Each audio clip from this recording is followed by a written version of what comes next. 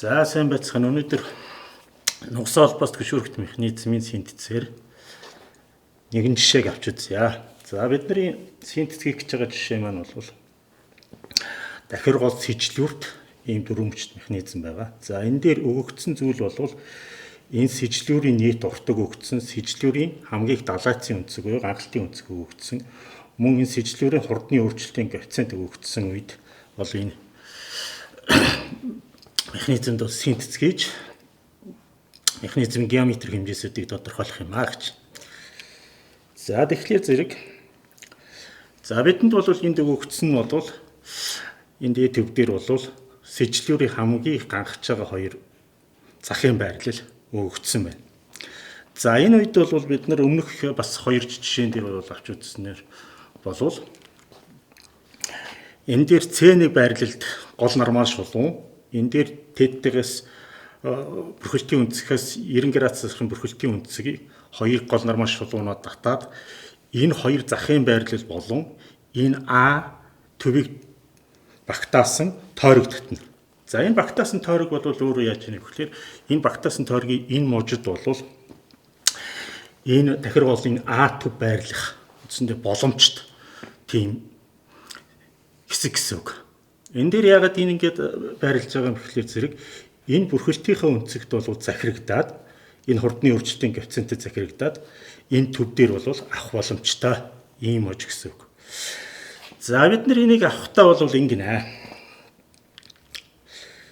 За биднэрт бол энэ бүрхэлтийн өнцөг бол ийм дахир гол шатуунтай юутай сэжлүүртэй механизм дээр бол шатууны хоёр захын байрлалд хооронд үүсгэж байгаа өнцөг бол бүрхэлтийн өнцөг өөр хадгалагддаг энэ дээр.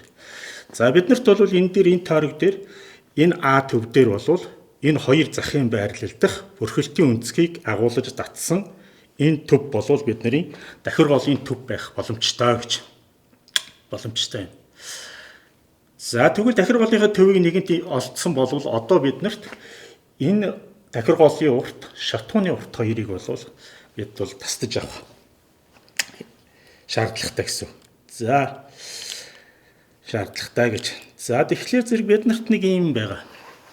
Хоёр захын байрлал болвол хоёр захын байрлалд C-гээс А хүртэлх байрлал болвол C1 штрихээс А хүртэлх байрлал болвол шатун дахир гол хоёр болвол тэнийсэн энтлийн захын байрлал.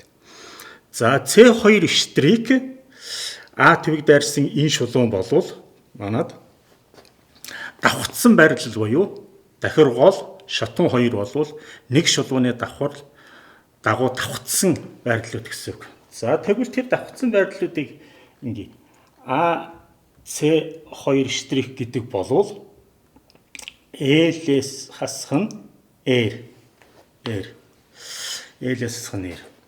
За А C1 штрих гэдэг болвол L шатууны уртаас шатууны урт дээр R1 гэсэн дахир голынхаа уртыг нэмнэ гэсэн үг. Дахир голын уртыг нэмнэ. Энэ бол L-с шатууныхаа уртаас дахир гол нь хасж байгаа буюу давхцсан байрлал нь энэ хоёр бол 180 градус тэнийсэн хамгийн энцхийн байрлал гэсэн үг.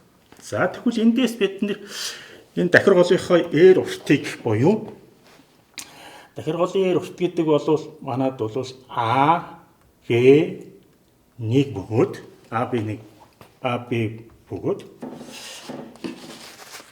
энэ хоёрыг хооронд хасаах тэнийсэн байрлалаас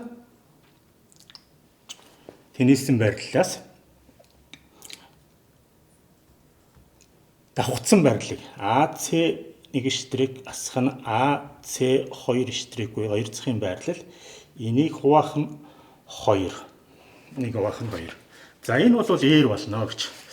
За энийг R болох бид нар яаж үзэж байгаа гэхлээр зэрэг А төв дээрээс C2